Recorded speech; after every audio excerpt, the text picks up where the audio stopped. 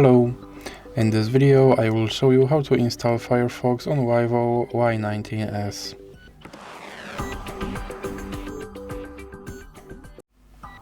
So you have to start by opening your Google Play Store, then click on search bar and type in Firefox.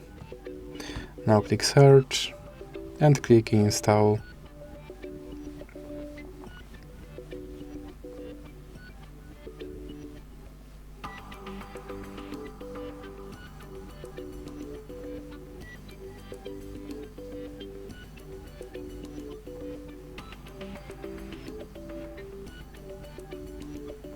Now click open and click agree and continue, and then click cancel.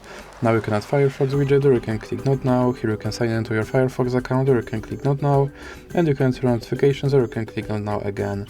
And now you can pick your theme, or you can just click save and continue, and you can pick your toolbar placement, or you can click save and continue again. And as you can see, my Firefox browser is now installed and is ready to use. So that's it for this video. If you liked it, please remember to leave a like and subscribe.